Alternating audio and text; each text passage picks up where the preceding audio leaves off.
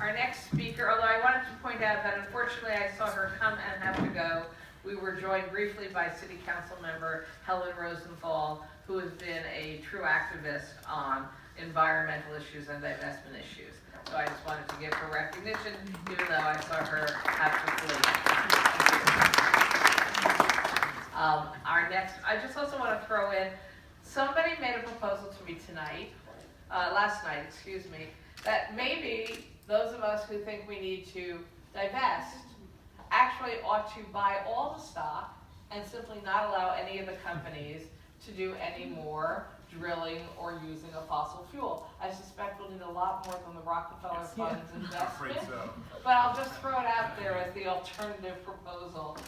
Literally buy them and make them stop. But with that, I'd like to introduce Elizabeth Yeampierre from UPROSE. Either it's sitting there or coming here. Yeah. Can you hear me?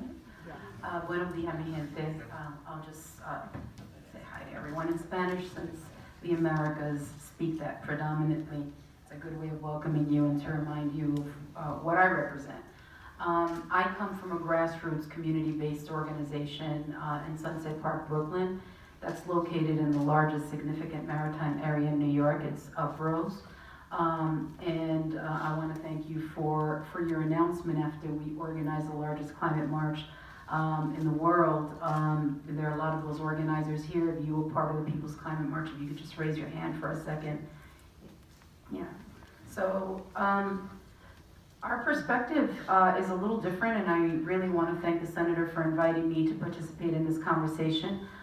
Just this spring, I was in Amsterdam speaking at the Global Reporting Initiative, where businesses from all over the world were coming together to talk about risk assessments and to talk about how they could partner with people on the ground, with civil society, to figure out how these solutions can not only benefit the economy, but benefit the people that are being impacted.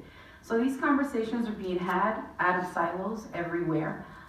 Because there is an understanding that it's the front line of the crisis that is going to be impacted by the economic decisions made by people in this room.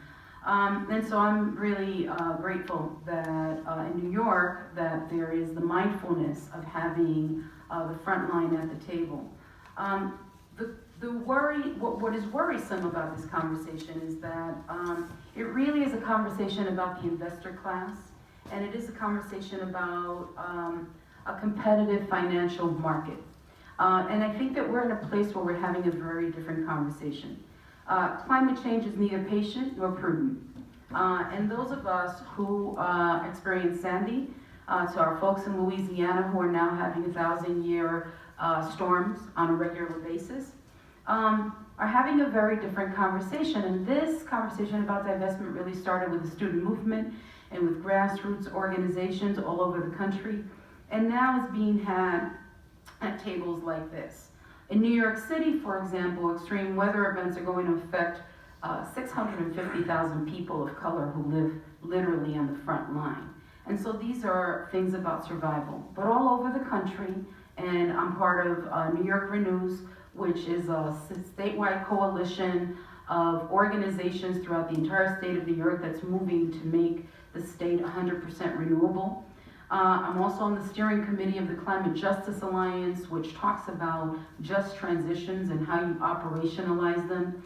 How do you move away from an extractive economy and to a regenerative economy, an economy that doesn't hurt the planet and the people?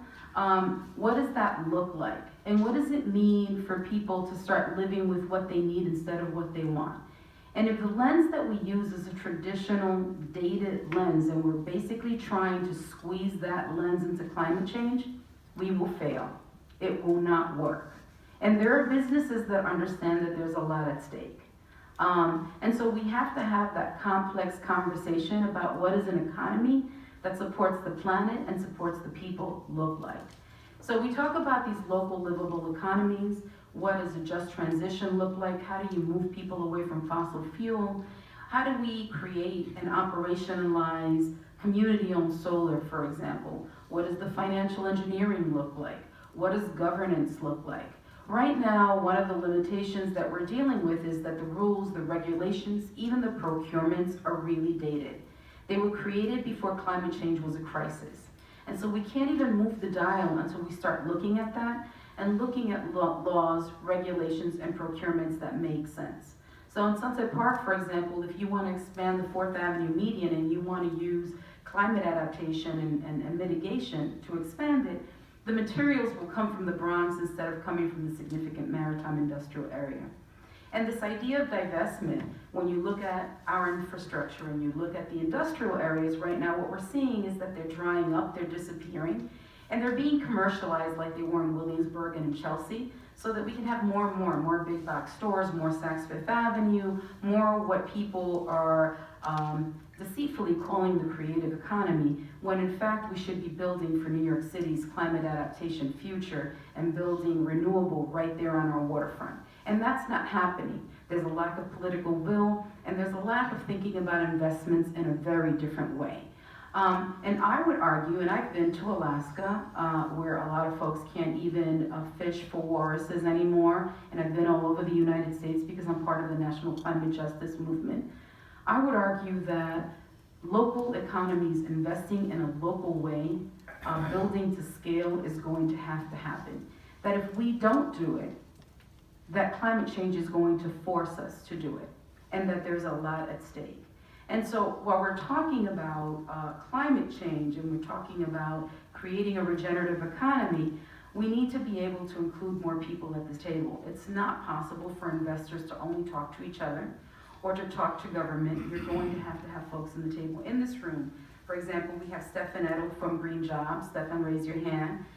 We have David Levine from the American Sustainable Business Council. These are people that are working with businesses all over the country that are trying to do it differently. And they know that whatever the economy looks like, it's going to be radically different. So when we have these conversations and we're talking about divestment, it really concerns me when we also talk about reducing carbon. The focus is on carbon, and so we don't talk about nuclear, we don't talk about incinerators, we don't talk about natural gas. Those are facilities that also need to be removed. We need to literally move away from extraction because what's at stake is literally our lives. And for communities of color, low-income communities that are a reluctant host to all of the environmental burdens, not just in New York, but all over the country, those facilities create a lot of co-pollutants that are literally killing us, right? So we can't have a conversation about carbon without having a conversation about co-pollutants. And it's going to take creativity, it's going to take political will, it's going to take some big ovaries to really, yeah, I said that. It's going to take that seriously for us to have these conversations, because climate change is already here. And we're not building for it. We're not building for climate adaptation. We are moving very slowly. So words like patient and understanding and thinking about investors without thinking about the people that are going to be impacted is not only immoral, but it really is bad economics, because we're not going to be able to sustain. This economy that we live in right now won't sustain. Climate change will not sustain it. We also have to have a conversation about the intersectionality of a lot of our economies. And so to be talking to Exxon and to be talking to the fossil fuel industry without talking to the food industry, and not to be talking to a variety of businesses that really are ancillary businesses is also a mistake. In New York, where we're trying to bring in offshore wind, the conversation is, okay, how do we bring in offshore wind from Europe and park a diesel container ship on the shores of Sunset Park and Red Hook? That's not the conversation that those of us on the ground are having. We're talking about how do you identify people who create wind in the United States, retrofit them and create an industrial hub locally so that we can start serving the region's needs, provide jobs locally, commercial jobs that are union jobs that pay 3 times as much as the commercial jobs. How do we make sure that those businesses also incentivize the local economy and bring in ancillary jobs and businesses that support them as well? Those, I think, are the conversations that we should be having. And We cannot have them if we're working in silos and if we're not talking to each other and if we're not really challenging the way decisions are made and the premise on which those decisions are made. And the assumption is that this economic structure is going to work and we're going to force a green patina on it when climate change is saying that we need to move away from that. How much time do I have left? 30 seconds. So, muchas gracias, de corazón.